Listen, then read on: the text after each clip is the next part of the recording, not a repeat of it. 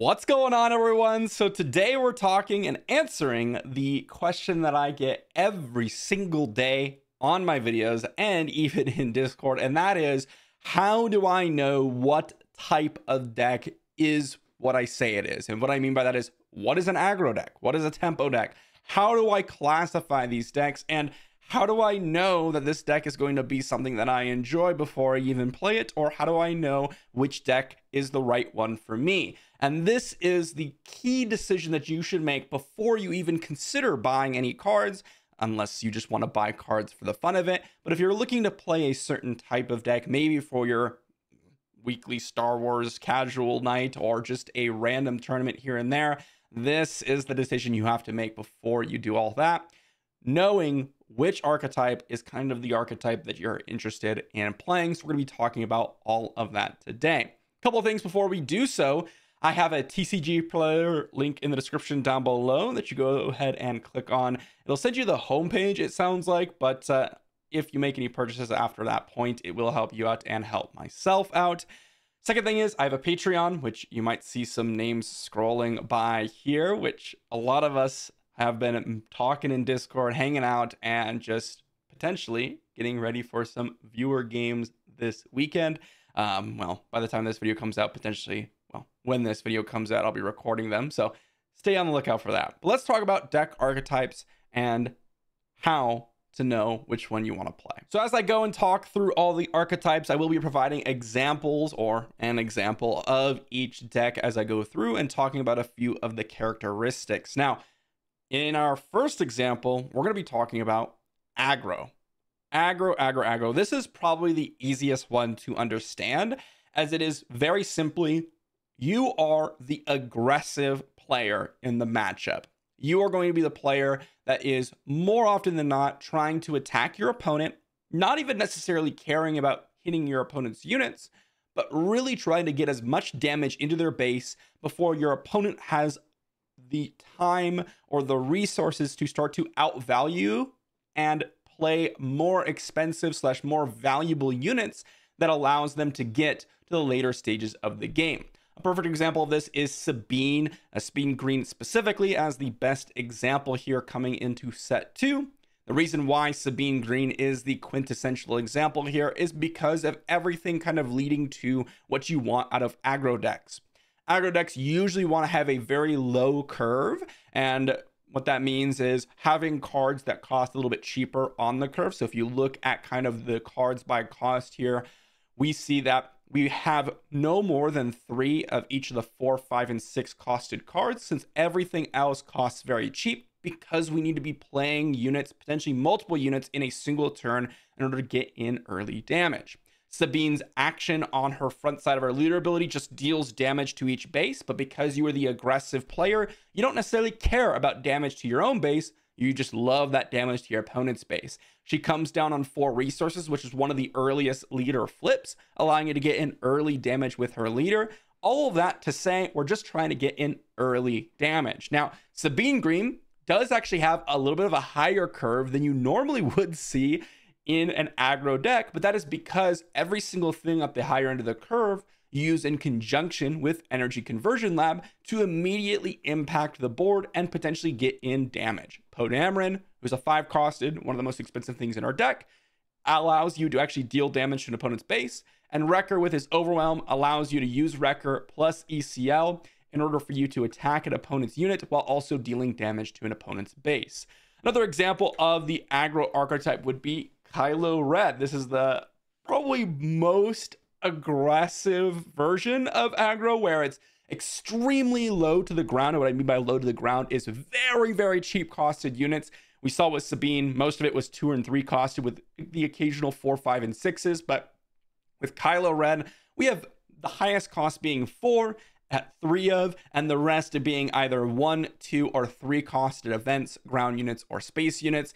And we're just trying to get in as much damage as possible. In Kylo Ren's case, we are exchanging cards in our hand to give extra power to our units so that we can guarantee, or not necessarily guarantee, but try to get in as much damage to our opponent's base as possible. The aggro archetype is oftentimes the most easy to understand while also something that is really often the initial go-to for new metas. It's the thing that you're going to see most often at the beginning of like a new set, because this is the deck that's just going to do well no matter what, playing units in the early game and then trying to get in damage for your opponent. Oftentimes it's just a solid strategy, and usually it does have a top spot in most metas going in all trading card games. The next one on our list is a tempo deck. Now, tempo decks are actually variations on the aggro archetype, but is enough different in the style they want to play their aggressive deck that it gets its own name, and that's where tempo comes from.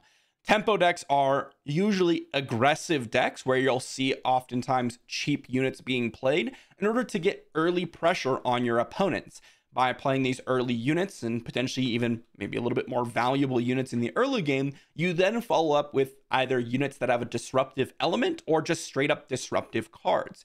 The perfect example of this right now, alongside, well, the other deck that we're going to talk about, is a double yellow Han list. The idea behind this list is to get down early pressure with using Han's action to put down potentially a 3-drop, such as like an Ezra Bridger, while also playing disruptive elements, things like Bodhi, things like DJ, to put your opponent down on resources, to put your opponent down on cards in hand, or to return cards on the battlefield to your opponent's hand, or to even make opponents' cards in their hand cost more.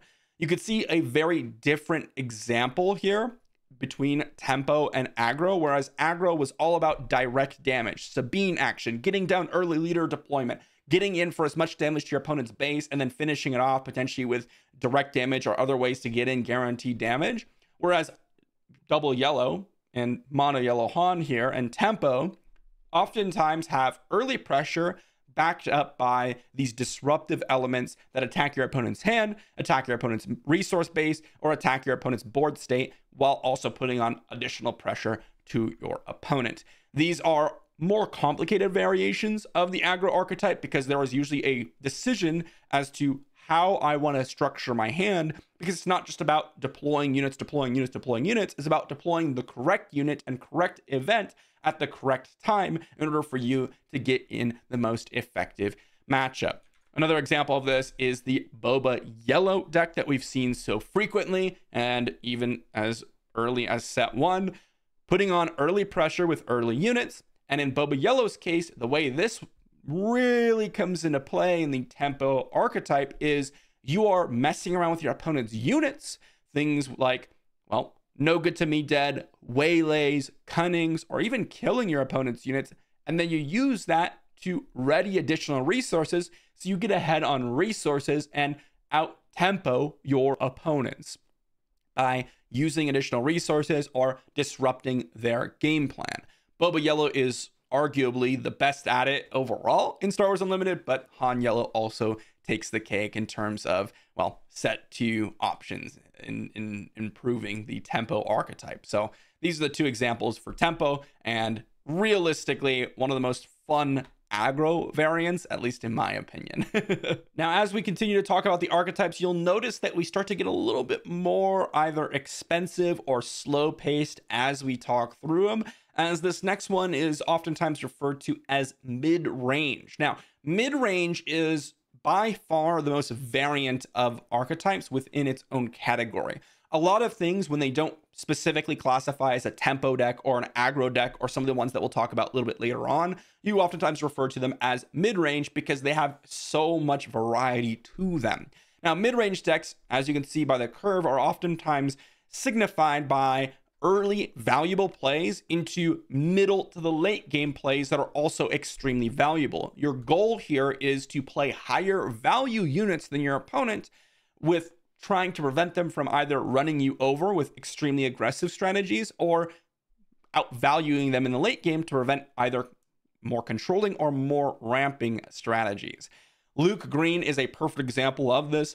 The idea behind Luke is that you're trying to play these units that might be costing a little bit cheaper, or maybe just playing units at later stages of the game, and then giving them a little bit of extra value with shield tokens so that all of your units throughout the game are a little bit more valuable. Oftentimes, mid-range decks, at least in Star Wars Unlimited, usually do have some form of ramp. And what I mean by ramp are things like resupply, giving you additional resources earlier on into the game so that you can reach some of these more expensive points on the curve.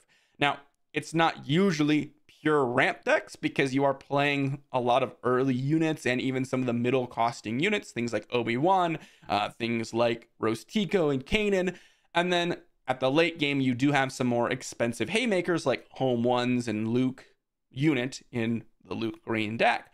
But the idea behind this is, hey, I'm going to play some early units, try to keep myself alive with these early units, maybe get some extra value out of the early units in the mid game, and then play some of these more valuable mid game threats such as Kanan, and then get to the sort of late game with a powerful leader deploy like Luke, backed up by powerful sentinels into even more powerful units on the 7 and 8 drop slot. This is one of the most interesting archetypes to me, as it really does encompass a lot of different variations. Luke Green is just one example. If you were to use a set one example alongside Luke Green, you could consider Boba Green as more of a mid-range strategy. Something like, Palpatine Yellow oftentimes was more of a mid-range, although that was somewhat more ramp, and that's what we're going to talk about next. Now, the ramp archetype is perfectly exemplified by the double green Palpatine from set 2. Now, ramping is just a term to get additional resources into play. Things like resupply, as I mentioned earlier, or potentially things like Super Laser Technician that give you additional resources when they die. You could even include things like Price on Your Head and any card that's going to allow you to have additional resources ahead of schedule. Now, the reason why ramp is exemplified by Emperor Palpatine is because the goal of ramp is that you want to be playing extremely expensive units to recoup the fact that you've spent your early turns doing essentially nothing, right? Playing a resupply with 3 resources does nothing if you can't use that additional resource later on in the game. If you are going to play a 3 resource play or a 4 resource play on the following turn, it would have been just better to play a 3 resource unit instead of resupply, unless you can recoup the fact that you've resupplied by playing an even more expensive thing on the following turns. And with these decks, you almost always can. Now, the reason why Palpatine is used is because he is the most expensive leader in the game to flip, and he also has one of, if not the most powerful leader abilities when he comes into play, giving you the ability to steal a damaged unit, which is exceptionally powerful. And if you look at a lot of Palpatine lists, they oftentimes are playing things like Reinforcement Walker, an 8 resource play, a Relentless 9 resource space unit, Devastators 10 resource space units, and the curves are oftentimes really cheap but also really expensive at the same time because you have all your cheap units and ramp to get you to those expensive units later on in the game. And this is one of very common strategies. Another example of this is like the new Han Green, where you're using the Han action to essentially ramp you 1 resource every single time you play a unit, while also potentially playing ramp cards alongside it. And you'll oftentimes see ramped mixed in with the mid-range strategies. But ramp decks are oftentimes all in. You're not just playing resupply. You're playing resupply, Super Laser Technician, command, and now you have 9 to 12 sources of ramp versus like 3 to 6. And that's where the kind of strategy of ramp really solidifies itself, and Palpatine Green is a perfect example of that. Now, while ramp wants to go into the later stages of the game so they can play their more expensive stuff, one of the decks that really takes the game to another level in terms of elongating the time, soft control and hard control. We're first going to talk about soft control, as this is a very specific type of control. With these controlling decks, the idea behind control is you're trying to play things that remove your opponent's units, trade with your opponent's units, and overall give you the option to kind of prevent your opponents from really doing anything. You're trying to control the battlefield in a way that benefits you explicitly, and in some cases just prevents your opponent from doing anything. Now, soft control versions aren't as harsh about that. They're not necessarily specifically removing all of your units from the battlefield. They're not specifically trying to prevent you from doing anything in the game. what they're trying to do is prevent you from doing some things while also curving out with their own units that are oftentimes a little bit more valuable. And the mix between removing your units and playing their own allows them to control the board somewhat while also getting in to some more value-oriented battles where they're trying to get some more damage in later on in the game rather than into the middle/early parts of the game. Hondo Blue is a perfect example of this soft control list where you're playing a lot of early sentinels or just early units and trying to play some other events that remove your opponent's units from the battlefield. Into the middle and late stages of the game, you then can leverage Hondo's smuggle ability to get some extra value out of your resource pile and start to outvalue your opponent with additional cards in hand and, well, your opponent's lack of ability to get through your plays. Another example of this would be the Krennic Green that we saw from set 1 and in set 2 now, where you're trying to play a lot of reasonably statted / reasonably powerful units, especially with the synergies of Krennic, and then get yourself into that middle to late stage of the game where you start to outvalue your opponent while also kind of removing a lot of their units from the battlefield. Heck, some of these soft control variants can even have ramp included in them. So they'll have a curve out, they'll have controlling elements by removing your units, and they'll be ramping at the same time. And that's where these kind of distinguished versions of control come in. Soft controls decks oftentimes have a lot more variety to them, whereas hard control lists are usually very strict in that the benefit to playing hard control is the fact that you don't have all these variations and don't have a bunch of units in your deck. And with that said, the last archetype we have to talk about is the hard control archetype. Now, what you'll notice immediately when we talk about hard control is their unit count. If we were to go back and look at any of the other decks, let me just pull up something like a Kylo Red. You'll notice 22 ground units and 9 space units. That's a total of 31 units.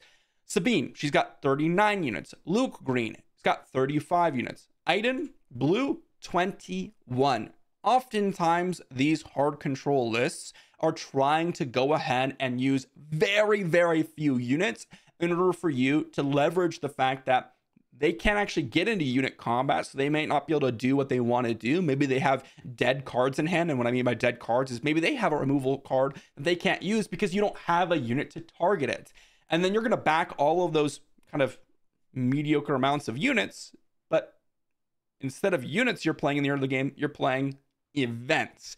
Oftentimes, immense amount of removal cards, things like Power of the Dark Side, takedowns, vigilances. And then in order to finish out the game, you usually have, well, maybe 2 to 3 play sets of various different cards, or 6 to 9 cards in your late stage of the game. Things like Avenger, things like Snoke in set 2, things like potentially Emperor Palpatine if you're in red, those types of cards that slowly finish out the game while continuing to remove your opponent's units from the board.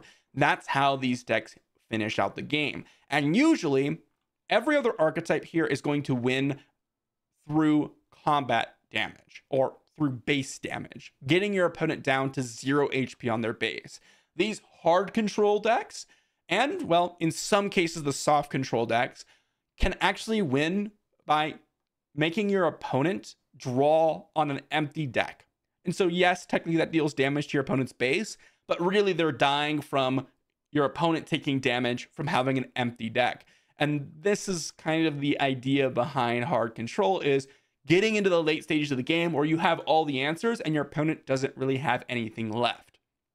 It's a tedious archetype for some, and for others it is extremely enjoyable, but Double Blue Iden is a perfect example of this hard control archetype. Now for final thoughts here, when I talk about all these different archetypes, aggro, tempo, mid-range, ramp, soft control, hard control, there's also variations of those as well. We could consider a deck more aggro tempo variant. For example, if we were to look at, when I talked about earlier, Boba Yellow, this is oftentimes considered that mix of aggro and tempo. If you look at some of the mid-range decks, some of them are more aggro mid-range, where they're playing high value units and they do have some expensive plays, but they are also trying to beat you down. You have things like, well, mid-range ramp, where mid-range decks that are featuring quite a decent amount of ramp cards to where they're trying to get those more expensive plays out sooner rather than trying to curve into them. You even have things like soft control with ramp, hard control with, you know, maybe some more units, so it looks a little bit different. Every single one of these archetypes does have small variations, but for the most part, you're going to find that when you classify a deck, you're going to see that that play style befits that deck style. If I tell you I'm going to be playing an aggro deck, you're going to expect me to see me attacking their base and ignoring units and trying to get some early plays in. If I say I'm playing a hard control deck, you're probably not going to see me playing all that many units and instead focusing on trying to defeat my opponent's units. For me personally, my favorite archetypes are oftentimes the tempo archetype as well as the hard control and soft control archetypes. I like going on two opposite sides of the spectrum. The tempo decks are a little bit more exciting to me because you oftentimes have more options to you and more ways to kind of win out. And the hard control and soft control variants are also similar in that way, where you are trying to figure out the exact cards that you're trying to get for the matchup and also in deck building to handle all the threats in the meta. With all that said, guys, hopefully that helped and hopefully that answered the question for some of you. Thanks for watching, and I'll see you all for the next one.